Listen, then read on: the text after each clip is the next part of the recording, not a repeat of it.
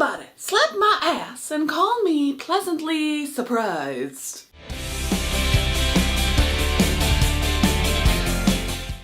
I'll be real with y'all. This video is gonna be light on the fangirling. The drama ain't a bomb. It's just not the kind of show that cues fangirl feels. You know what I mean? Our heroine is a divorcee with a new next door neighbor. Lo and behold, that dude is Hanmi Mo's long lost childhood friend. Well, ain't that cute? But the fun really kicks off when she starts dating his BFF. And all of the love antics ensue. Because of course they do. There's also the heroine's three friends, all who have got troubles in love of their own. So with all those pieces in play, you would think my jiggly ass would be fangirling everywhere. But no, partly because the drama is realistic reality, and partly because it makes a giant ass mistake. From Ep 1 to Ep 9, I was on the bandwagon of fun time. Watching Hanmi Mo fall in love with not the hero was cracky fun. Seeing that attraction start and stop without angst or drama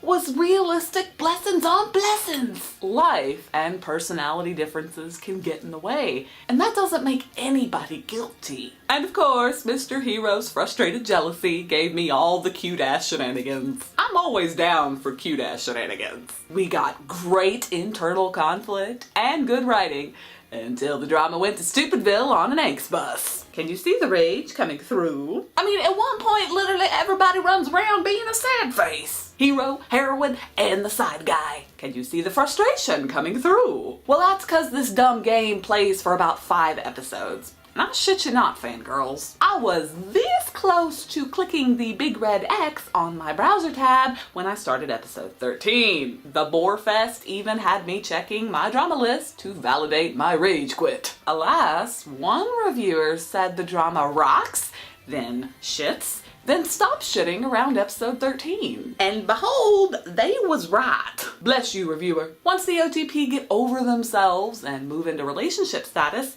we get some cool plot buddies. Like, you know, the heroine's ex-husband popping up, her learning to be a step-parent, and what was that third one? Oh, the other characters! Specifically, the heroine's best buddies. After the writers remembered that they existed, these 3 girls kept this drama from dying. Friend number 1 is married to a please divorce me husband, and this story was pretty darn interesting. It explored the idea of re-falling in love after life has kind of kicked the shit out of you. Friend number 2 is a dork who gets not 1, but 2 love interests. A douche and a way younger than her guy. You can tell which one I'm here for. Her story explores singlehood and dating as a mid-30-year-old. Friend number 3 is wild, young, and free, who accepts a fiance because society says she needs to settle down. Side note, fuck society. Now, her story explores the concept of falling in love after you've already agreed to do the marrying thing.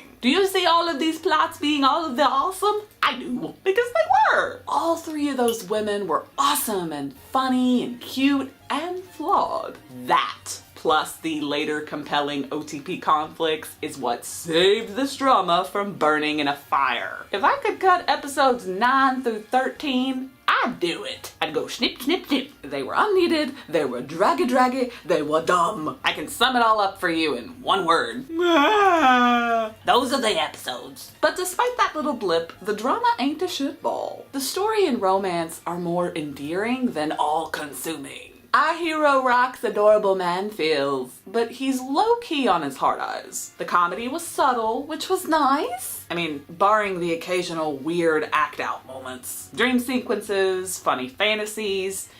Funny. I didn't like them. But tonally, it kept the drama from being so melodramatic. So while I didn't laugh, I can appreciate the existence of them in the show. And while the plot wasn't very rigid, the pacing was good. And when it wasn't, that's when the drama was a farting monkey. Cue long, drawn-out rant about those episodes where everybody was just being sad and crying all over the place. But overall, one more happy ending had more good than bad. It was not a failure. I'll say this thing is recommendable because of the varied relationships it depicts.